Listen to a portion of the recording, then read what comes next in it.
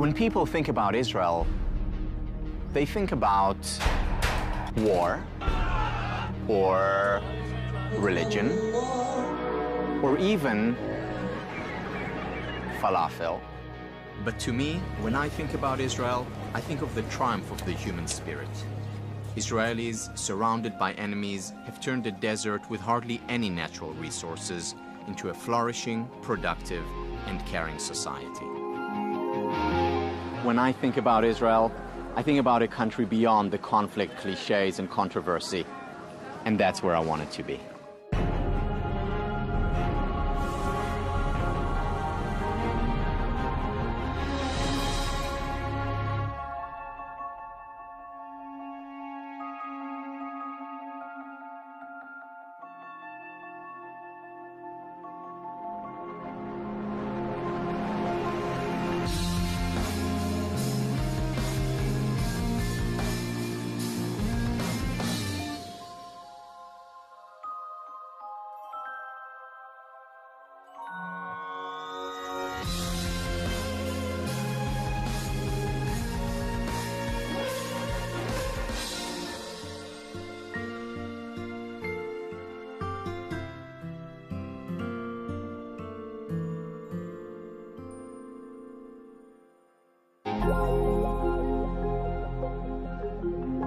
My name is Tal Ben Shahar, and although I was born and bred in Israel, I spent much of my life living and working abroad. Working in Asia, studying in the US and the UK, and touring the world playing professional squash. I received my PhD from Harvard, and after completing my studies, I went on to teach there. Ben Shahar teaches a course at Harvard called Positive Psychology, the Science of Happiness.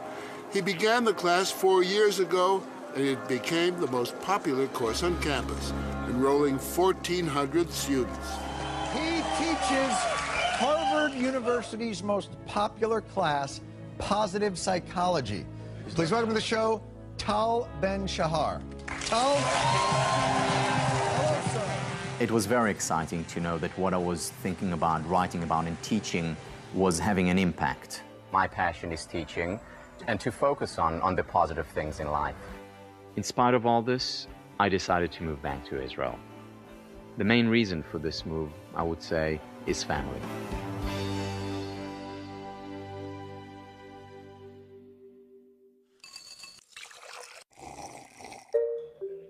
For me, Israel is all about family. My wife and I had a most wonderful childhood growing up in Israel, and we wanted our children to have that too, to be near their extended family. And when I came back, I realized that the time and distance away enabled me to see Israel in a whole new light. The Israel I came back to was not the Israel I left. I was amazed at what happened here during the 14 years I was away. The country had gone through another intifada, another war in Lebanon. A peace treaty was signed with Jordan, and Rabin was assassinated. I also noticed social problems like a housing shortage, a shrinking middle class, and a rise in poverty. The country seemed so much smaller, the soldiers so much younger. In the time I was away, tens of thousands of Ethiopians and hundreds of thousands of Russians had come to Israel. All of a sudden, I could hear so many languages spoken on the street: English, Russian, French, Amharic, Arabic, Spanish, Portuguese. And the fields where I used to play as a child are now home to some of the many high-tech companies that are all over the country. Israel had transformed. Israel had not only joined the 21st century, in many ways it was now leading the way. When you look at the NASDAQ, companies are listed from around the world. There's one country, though, that truly stands out, and that is Israel. And Israel is the fastest growing, one of the most dynamic, entrepreneurial, and innovation-based economies on the planet. The sky is the limit for inventors in Israel. Israel has been a remarkable achiever in terms of technological innovation. Israel has developed some of the world's leading technology. Even if you don't live in Israel, chances are you have something that was made here. If you just look at it on a daily basis, how much stuff do you use in your daily life that has its origins in Israel? It's rather remarkable. Many of the microprocessors invented by Intel were designed in Israel. Nowhere in the world outside of Silicon Valley will you find more technology startups. People come from all over the world to look for Israeli technology. Warren Buffett shelled out more than $4 billion for Iskar Metalworking, the largest purchase the legendary investor has made outside the United States. I understand that their facilities are incredible, but I would expect that. Intel developed here, HP has a center here, Google is very successful here, Microsoft as well as in research and development. If you actually do the math, Microsoft is almost as much an Israeli company as we are a U.S. company. This country has been such a beta site or a laboratory for solving both national and international problems since its inception. Why not forget the gas altogether? This electric car may be the answer to high gas prices. No gasoline needed. The technology coming out of Israel is being used to connect the world, green the planet, save lives, and have fun. Wow. Wow. For instance, Kinect lets me use my body as the controller. This very cool technology was developed in Israel and then bought by Microsoft. It's a workout. I know that I looked silly, but other than that, I had a lot of fun. When Microsoft was looking for the next best thing in innovation, they turned to Israel. Israel was able to provide the answer. They were able to provide this innovative technology that really wowed everyone at Microsoft, and they said, yes, this is going to be the next best thing, and it was. It's the fastest selling gaming device in history. Oh, wow. A lot of innovation has come out of Israel.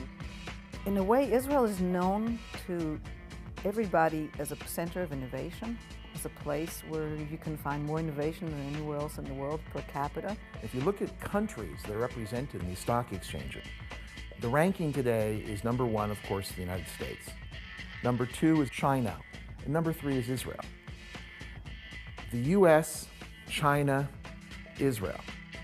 Looking at our size, how is it that Israel, with its 7 million people, has the 3rd largest group of companies traded in New York? This is an amazing fact for a tiny country to actually eclipse all the nations of Europe in the creativity of its entrepreneurial leadership.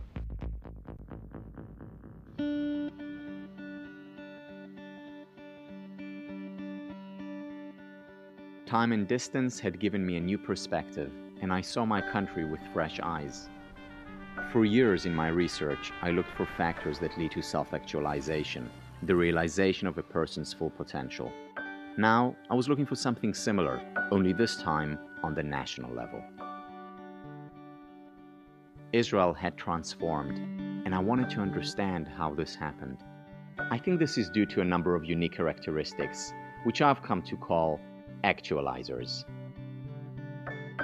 Now, none of these actualizers are in and of themselves unique to Israel, but in combination, they're bringing about an almost unparalleled progress and success and contribution to the world.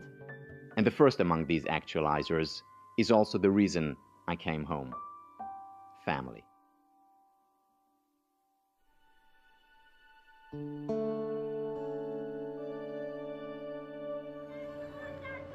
Family, as an actualizer, is the soil in which growth takes place. It is the foundation, the source, the origin of all else. Israel is a very kid-oriented society. It revolves around family, and I think that's why mostly we chose to live here. Family, not always, but often, provides us the confidence to fulfill our potential. I wrote my PhD thesis on the topic of self-confidence because everywhere I looked, I saw that a strong sense of self, a belief in one's worth as a person, was the foundation of mental and often physical health. And when I look at Israelis, one of the strengths I see most often in them is confidence. Feeling secure on your own, that helps you grow into who you want to be and who you are. I'm not like a little kid that's like all lost in like this whole mumble jumble of people. Like I have my place, I'm important, I can go where I want, I'm strong, I'm capable of doing things. It's a good feeling. The reason why Israelis are generally so independent is because there is this strong foundation of interdependence, of feeling cared for, of feeling held, of being protected.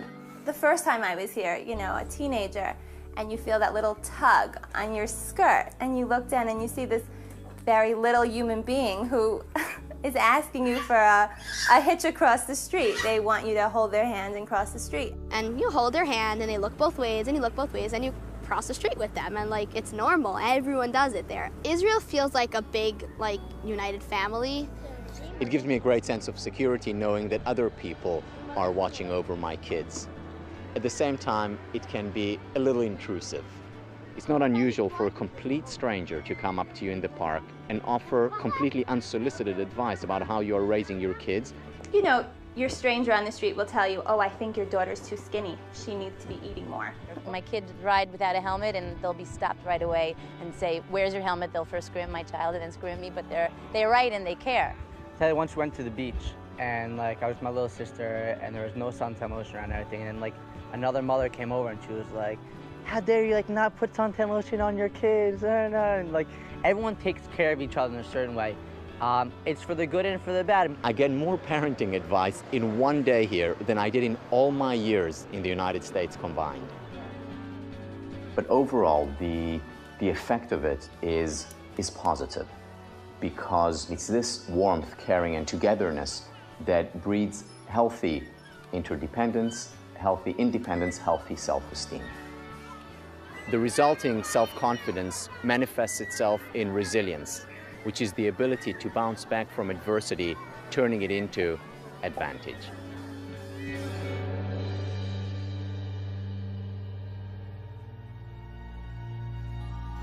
One of the most significant characteristics or actualizers of great leaders is their ability to bounce back from crucibles.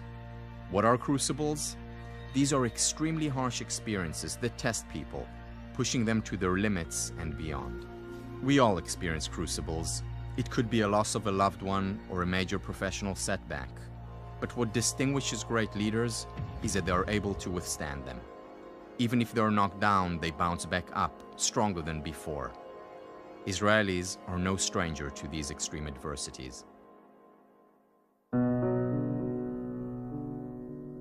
In the 1800s, there were waves of immigration from Russia, Yemen, and elsewhere in the diaspora. Jews have lived in Israel since the beginning of time. Jews have never left. They've been chased out. They were chased out many, many times, but they've always returned. They came to a largely barren and inhospitable land, lacking natural resources and infrastructure. My own grandparents, in fact, immigrated here in the 1930s. הוא ראה שהיטלר יבוא לאוסטריה ואז יהיה רע מאוד. אנחנו ידענו את התוכנית של היטלר.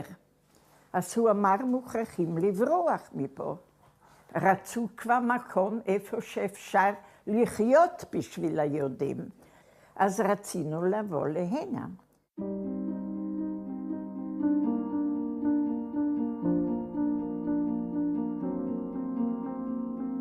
כשבאתי ארצה, היה עוני גדול מאוד. הרבה אנשים הסתובבו בלי עבודה. Things became even more complicated after the state was founded. When independence was declared by Ben-Gurion in May 1948, there were 5 Arab armies which attacked, and the attacks began within hours. Thousands of Jews fought to defend the land, and then they continued to settle it.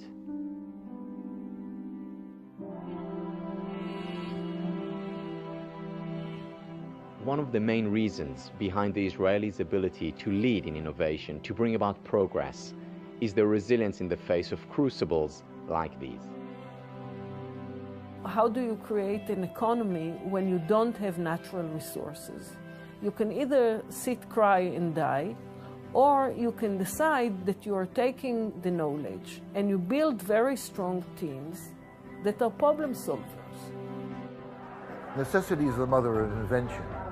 You know, when you look around, you got sand all over the place, and you've got no oil, and you've got no natural resources. I mean, you gotta start becoming creative. So they all get together and they invent things, and I think that that's how we've lived all our history. It's kind of an incentive for guys like me to go out and innovate and start companies and being entrepreneurs. So I think it's kind of a pusher. It forces you to be more efficient, and it forces you to think outside of the box. The old pioneers were building kibbutzim and were drying swamps. We are the new pioneers in Israel. We are building some of the newest concepts out of Israel that we think could change and be relevant for the world, but also change the dynamic within Israeli society. This is a nation of people who have fought adversities and know how to deal with them. An aspect of adversity that almost every Israeli experiences, first or second hand, is immigration. For its size and population, Israel has an immigration ratio that is outsized to any other country. Being an immigrant and giving up so much to come here is in and of itself a crucible. A person needs to find a place to live, find a job, learn a new language, adjust to a new culture. It's enormously challenging, but in the end, the country and its people have come out stronger. Countries of immigration usually are the ones that are most successful. The US in general is a country of immigration. The same way Israel is a country of immigration. We have lots of immigrants, lots of dynamics, lots of conflicts. Israel is a global country because it embraces so many different other cultures and so many other different kinds of people. If you look at most creative societies around the world, West Coast, East Coast, other parts, usually they are driven by people who are immigrants. They come from different places. They don't necessarily have something to lose. And Israel is like a melting pot of ideas from around the world. Yemenite, Russian, secular, religious, male, female, they've all contributed in major ways to the benefit of the society. From teachers to prime ministers, like Golda Meir, people who came here and transformed this country. And look what happened. People that came from countries that had absolutely nothing to do with agriculture. They never put a seed in the soil. They never planted a tree. And they're feeding Europe. בנו ממש עם הידיים על הכביש. אפילו נשים עשו כבישים. היה מדבר פה. I know I live in this fantasy. If I had stayed in Sydney, Australia, who would I have been and what would I have been? But Israel is innovative because you don't have people just living here and saying, well, I'm here because this is where I come from. People really choose to be here, and when you make a choice, you make an investment. And you pay a price, but it feels worthy, it feels meaningful. The resilience of Israelis to withstand, to bounce back even stronger from these adversities, has also helped generate incredible innovation that is helping address some of the world's most challenging problems.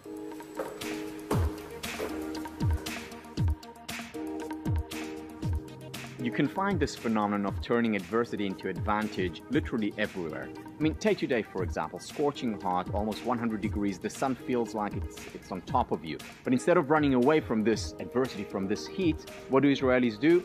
They take it, turn it around, use it to their advantage. Just look around you. You see solar heating panels everywhere. Over 90% of Israeli homes use solar heating. And this is not a new phenomenon that came with the Green Revolution. This has been around for a long time, since the 1950s. And Israel has another major problem. Much of the country is a desert.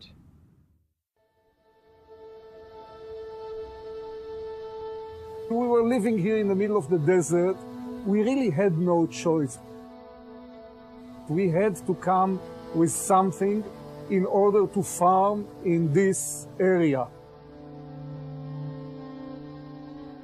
If you look at just about every Israeli home, school, park, or farm, you'll notice something interesting. An innovative idea that makes the most of Israel's very limited water supply. Drip irrigation. People think that this is just a plain hose with a hole in it. This is not the case. Behind each hole there's this very sophisticated dripper that is pressure compensated, that is self-cleaning, that has filters in it. There's a lot of technology and research and development and innovation, so it's certainly not just a hole in a pipe. With drip irrigation, farmers can grow 40% more crops by using only half the regular amount of water. This has enabled Israelis to go from surviving in a desert to thriving as a leading exporter of fresh fruit and vegetables all around the world. And to think, it all started almost by accident. In the 1930s, an engineer named Simcha Blas noticed a row of trees where one of them was larger and greener than the rest. He saw a pipe with a small leak and realized these tiny drops of water were all that the tree needed to flourish.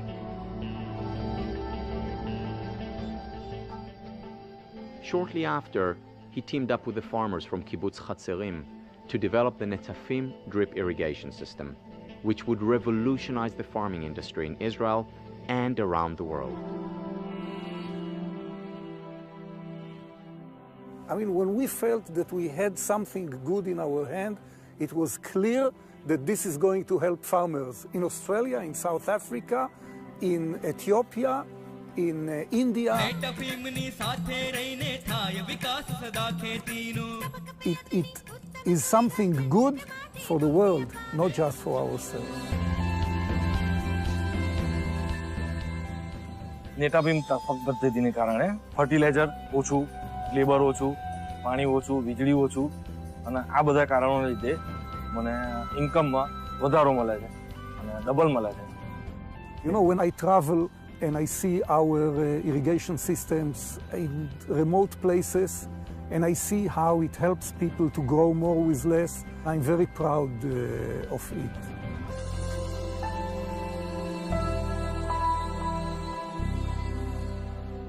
Resilience in Israelis manifests itself in another way. It's an actualizer we call chutzpah. Chutzpah. Chutzpah. Chutzpah. What is it, a chutzpah? It's very hard to translate the word chutzpah, even though it's associated very much, especially with Israelis.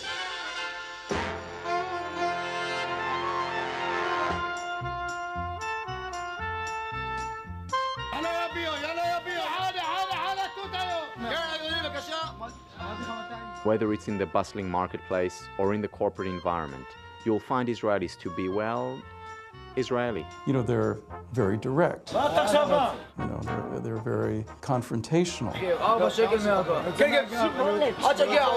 Chutzpah, you say chutzpah, something rude.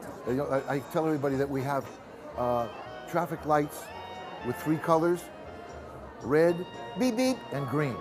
I mean, it's all about beep beep, beep beep. Driving in Israel is a nightmare. Almost every car in Israel on the back has a sticker that says Shmor Merchak, keep your distance. And yet no one does it. Not those people who have the stickers on or others. You know, when they drive, it's almost like driving a train. They're stuck to your back. But you know, if I could help it, I would not be on the road ever. I think we should go back to camels. A lot safer.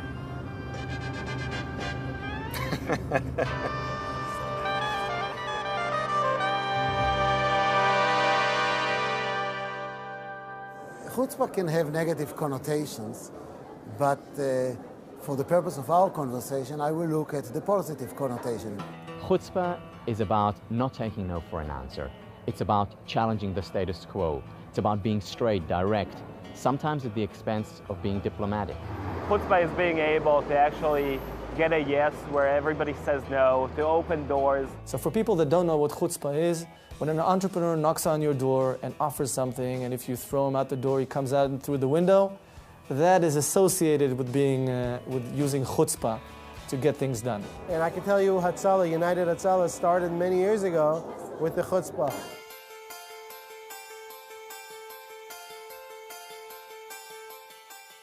Our mission is really a very simple mission, is just saving people's lives. We had an ambulance service in Israel.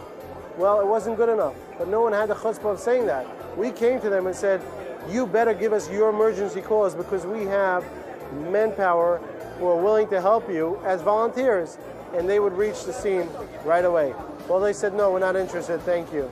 So, well, what we did is chutzpah. We took scanners and we used to scan into their emergency calls.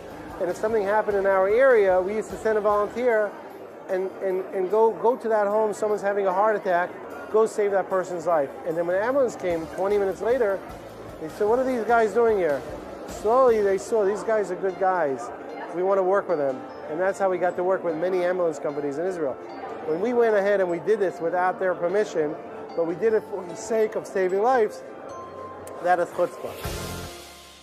If somebody else thinks that there's no way to do it, the Israelis will say we can do it. Another great example of chutzpah in action is a man by the name of Amit Gopher. He was paralyzed after a car accident in 1997.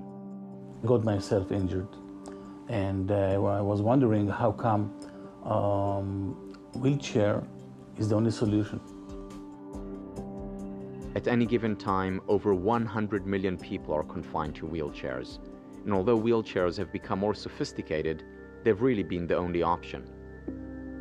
Amit Gopher has the chutzpah to believe that he can change all that. The initial idea was to make a device that will enable people to function from morning to night without the need of using wheelchair. From medical myths to medical marvels, we head to Jerusalem to meet a paraplegic who's walking tall. It's a breakthrough you're going to have to see for yourself.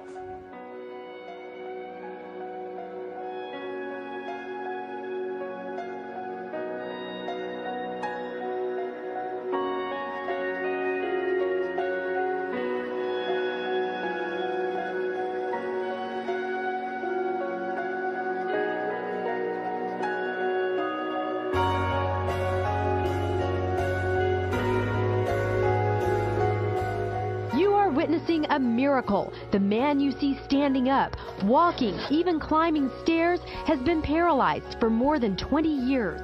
And never I think about I walk. Only the dream I walk. It's called a rewalk. Some guy in Israel invented it. It is a dramatic change of life. Something really a revolution for the person. What was it like for you when you got up on this and were able to stand and walk for the first time? It was awesome. I almost can't believe it. I can't believe I'm doing this thing. Well, we can't believe the technology. Shifting the person from wheelchair user status to crutch user status is something, is the whole world for the person. My life is changed. For me, it's my life change. What makes the story even more amazing is that Amit himself is unable to use his own invention. This is because the rewalk requires the use of one's arms and upper body, and Amit's accident left him a quadriplegic. I cannot really bring myself to think about that, so occupied with building the device and proving it. When I see the impact of the device on a person, it gives me great pleasure. Oh, it's the greatest thing. Cruising down the hallway. Oh, it's awesome. It's like it's been the best thing since the accident.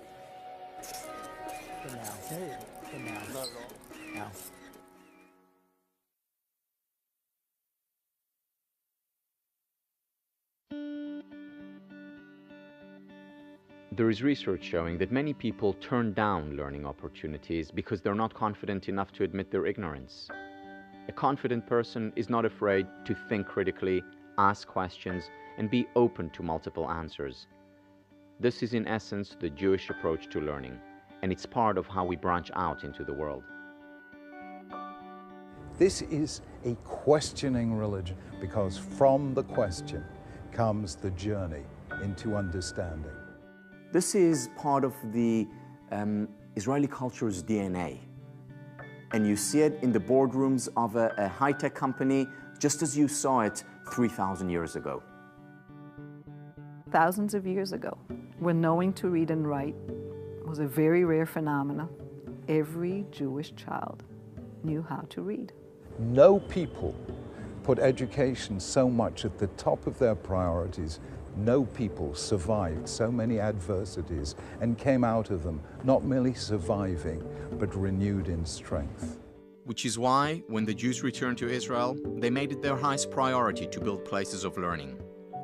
Not only yeshivot, the schools of Jewish studies, but also what would become world-renowned centers of higher learning, like the Weizmann Institute and the Technion. In fact, many of these great institutions were built even before the establishment of the state. Regardless of whether religious or secular, what they have in common is the unwavering commitment to critical thinking and ceaseless questioning.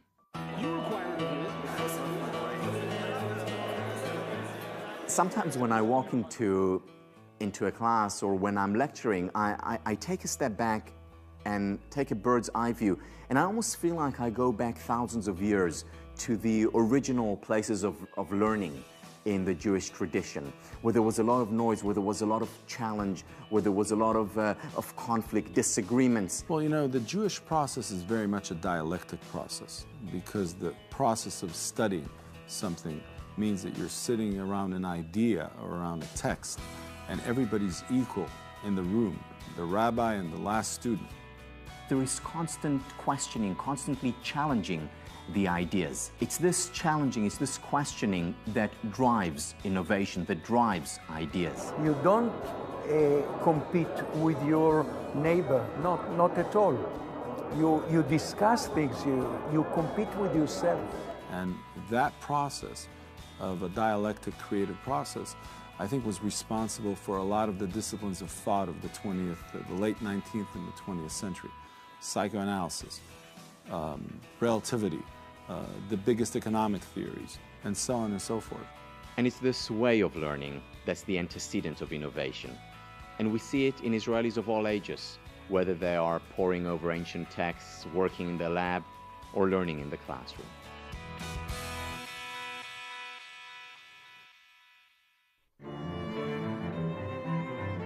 The modern school as we know it starts around 200 years ago.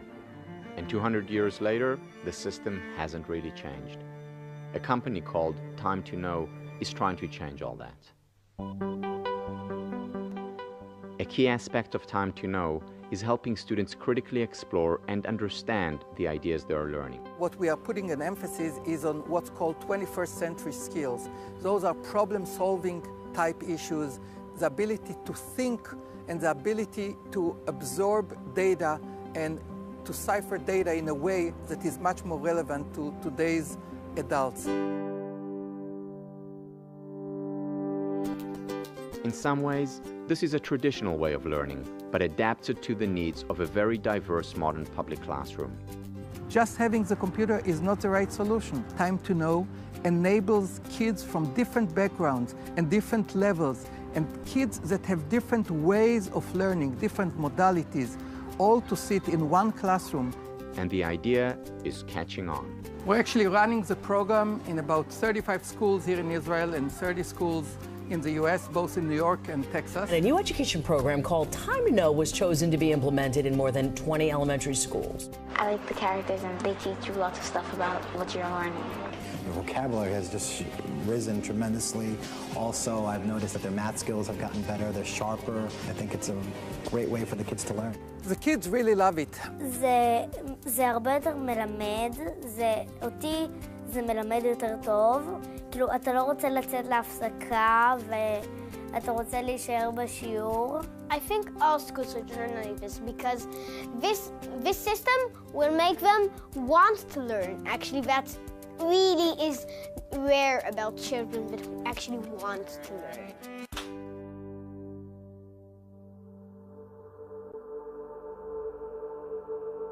But learning is not enough. Israelis want to see this learning brought to life. I'm dedicating my life to ideas, to thinking, to teaching, to writing, and yet for me, an idea has no value if it cannot be realized, if it cannot be put into action. Nowhere have I seen a place where the people are so dedicated to taking an idea and turning it into action as in Israel. A good example is one of my postgrad students, Malet Abuni. Malet, with the help of others, began a project in her native Ethiopia to help people there lead happier and more meaningful lives. One of my dreams is bringing the psychology to Africa, to Ethiopia, and then making a kind of combination of Western psychology with local psychology, which exists already in those places, and to make a combination that can be useful and very, very meaningful for them. I've been teaching positive psychology and organizational behavior for 20 years. Never have I encountered such high levels of proactivity as I have with my Israeli students. It's almost like there isn't a barrier between theory and practice. They take an idea and they run with it, they fly with it. Israeli students are more proactive because of the kind of life we live in Israel. It's a different kind of reality than in the United States. It's maybe that we Israeli, that we have, a lot of, I don't know, okay, let's say it's a challenge, not a problem, challenge, that we should produce solution for them. And we don't really have time, to hold and waiting until something will happen from the other place. Israelis are known for getting things done, even when they have the most audacious of ideas.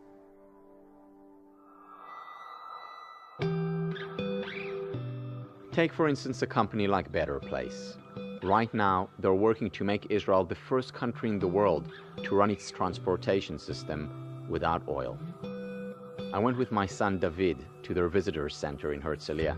I wanted to see what all the fuss was about, and also to test drive their new electric car myself. I can't hear the engine, it's like floating. I've never been in a faster car than this. It accelerates like a race car.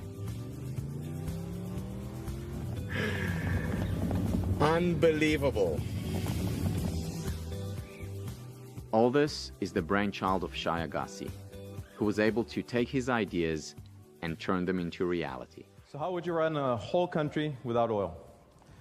That's the question that sort of hit me in the middle of a Davos afternoon about 4 years ago. In 2005, Shai attended an international conference for young entrepreneurs. It was at this conference in Davos that he was asked a question that would change his life forever. We all faced a question that really caused us all to evaluate our life. And it was, what are you going to do to make the world a better place by 2020? Most people realized it was a conversational starter. I actually took it a bit too serious. And I came up with this crazy idea that if we could actually solve a big technological problem, we get the entire world off oil. Shai's concern was that oil is not only a major cause of political and economic instability on a global scale, it is also choking our environment. Although the electric car is touted as a clear solution to get us off oil, not even the biggest car companies in the world have been able to successfully crack the right mix of business and technology to make it a viable alternative to gasoline. That is, until now. Shai's big idea was to create the right kind of network and infrastructure that would allow any given country to switch to electric vehicles. He went around to all the major players in the industry to try to get support for his ideas. But most people just thought he was crazy. When you tell people, I think I have a way to end oil, most people look at you and sort of go, yeah, no, that's nice. And I think the reactions that I got from a lot of world leaders was sort of a pat on the back. It's good that the young generation is thinking about these problems. But there were very few real leaders who came up and said, this could be big. The current president of Israel, Shimon Peres, got a hold of Shai's white paper that he had drafted, read it, and instantly became a supporter and involved. People are so much afraid of new things. They take what the danger, what the change. It's nonsense. The world is moving ahead, and we would like to be among the people who move ahead in the positive sense. Shai was so committed to the idea of ridding the world of its dependence on oil that he left the top-ranking position at one of the biggest software companies in the world to make it happen. I was running to be the CEO of a large software company called SAP, and then Peres said, well, once you run this project, and I said, well, I'm ready for CEO, and he said, well, no. You got to explain to me what is more important than saving your country and saving the world that you would go and do? And I had to quit and come do this thing called Better Place. So what exactly was Shai's big idea? Step 1. Convince the world's car companies to manufacture electric cars that have removable batteries. Step 2. Convince governments to install millions of charging outlets. And step 3. When people want to make a longer drive and there's no time to recharge the battery, just build a nationwide network of battery swapping stations. As absurd as it sounds, that's exactly what Shai and Better Place have done.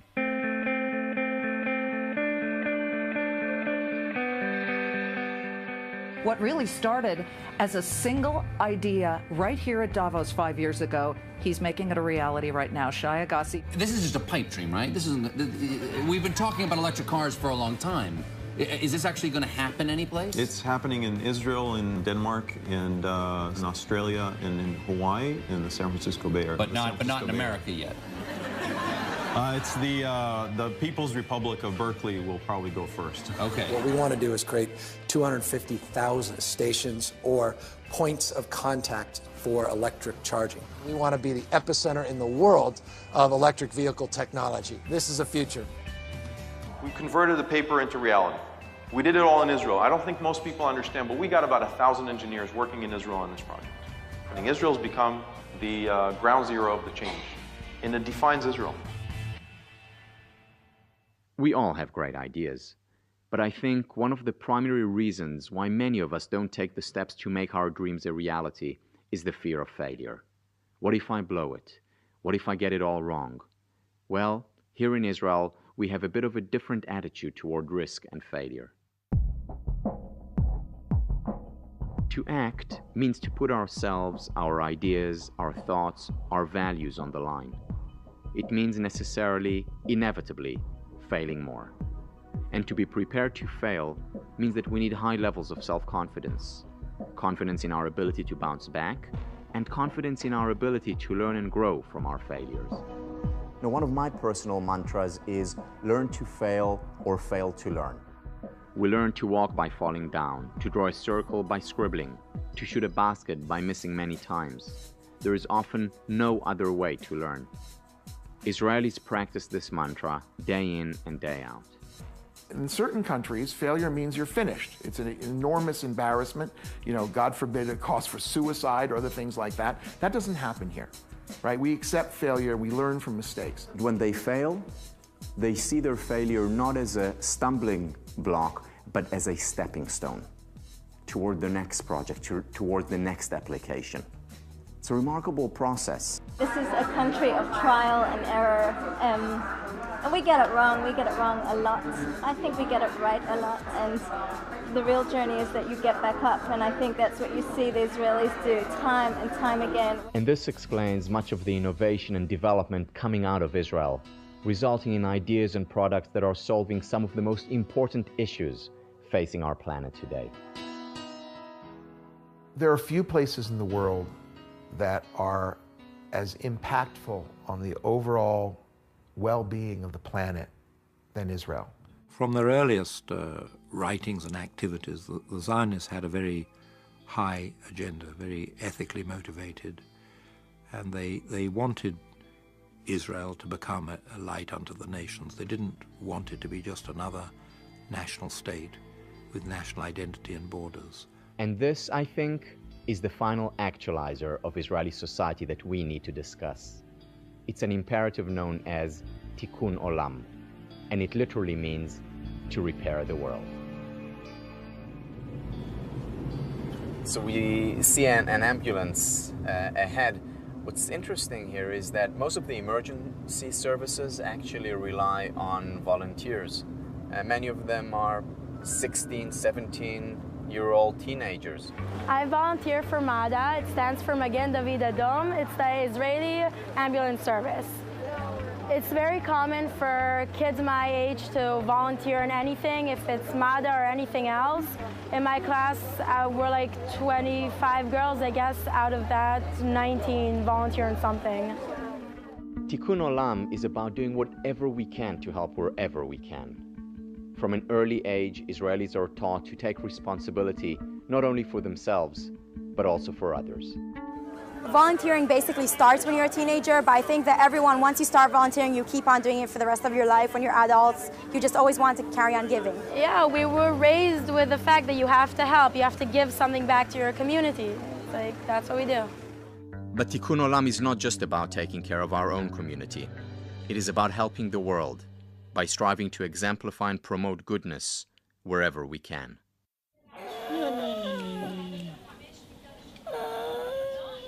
Okay. My name is Pearl. I'm from Ghana. My child was sick, and I learned she had a hole in heart, so that was brought here. And my baby now has a surgery, and she's doing well. Yeah. The imperative of Tikkun Olam means reaching out to help those in need, wherever they are.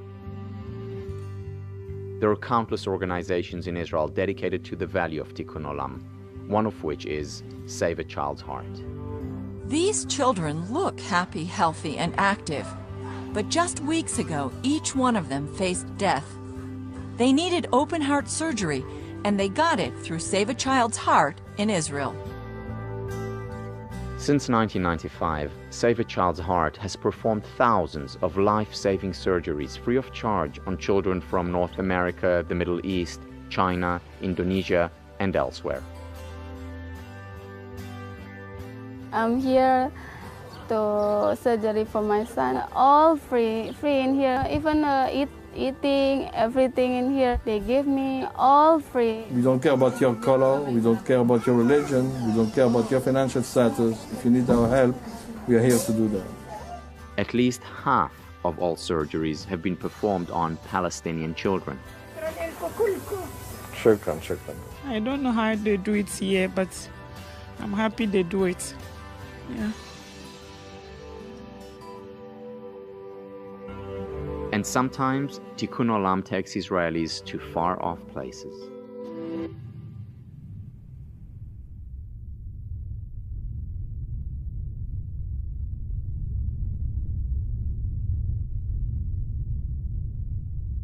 A major earthquake shook the Caribbean nation of Haiti late today. It hit just 14 miles from the capital city, Port-au-Prince.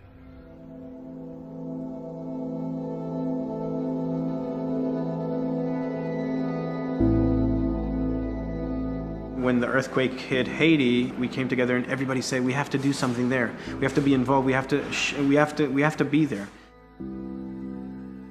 And we were almost the first ones there. Within 48 hours, 2 747s arrived in Port-au-Prince from Israel, here to create the best field medicine available. We heard sounds of people shouting, crying, searching for relatives, searching for food, searching for help. We saw the children, we saw the families. Their situation are very bad. Between those 2 weeks, we treated 1,111 patients. About 1/3 of them were children. Israel's Haiti Field Hospital's maternity ward saw its first birth Sunday night. The mother was so thankful, she named the baby Israel.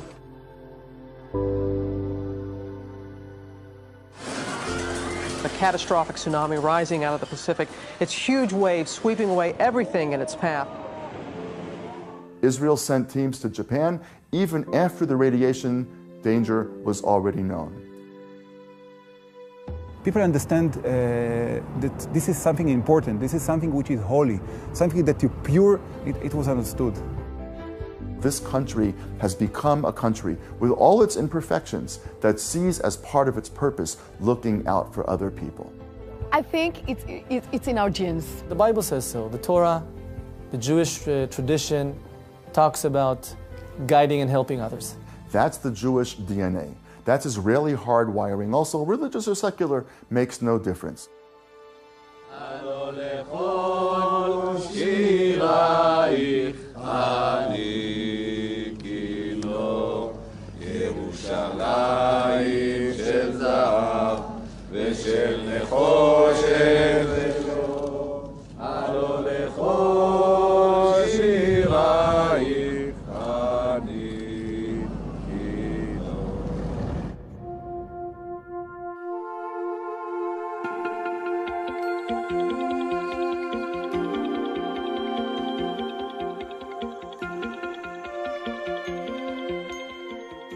this idea of tikkun olam, making the world a better place, not only for Jews, but for the whole world, whether it's by curing diseases, whether it's by making high-tech gadgets. That's part of our mission.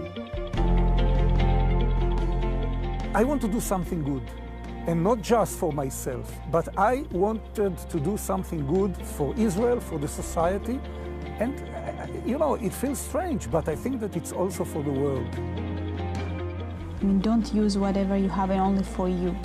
Bring it to the other people. That's tikkun olam for me.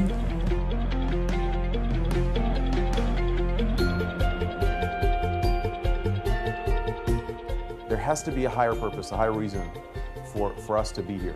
And there's no doubt in my mind that Israel has to play a role in making the world a better place. We care about people, not only about ourselves, we also care about people around the world.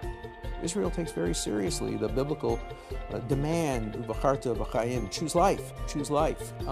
Israel chooses life. And we always help. It's not unique to Israel, but it's very strong in Israel.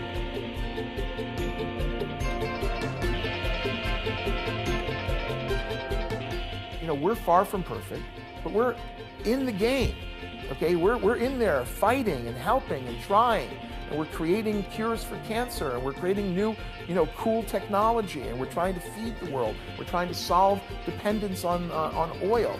It really goes to the heart of what being an Israeli is about.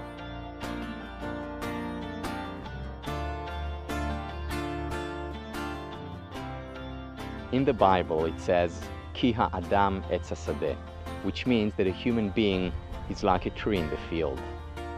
We can look at the actualizers in the same way. Family is the soil, providing sustenance, nourishment for growth. Roots provide the resilience, the strength that is necessary for overcoming adversity. Chutzpah is the trunk emerging from the ground, making itself known in the world. We branch out through learning and constantly asking questions. And the fruits and the flowers are the ideas that we put into action. The result is tikkun olam, fixing the world, because we're not content with our trees alone. These actualizers have not only made Israel what it is, they also have the potential to help us all, wherever we are, whomever we are, enjoy happier, more successful, more productive lives. Through them, we can contribute, we can make a difference, we can make the world a better place. This is what Israel is all about. And to be back here, to be able to share it all with my family, this is what life is all about.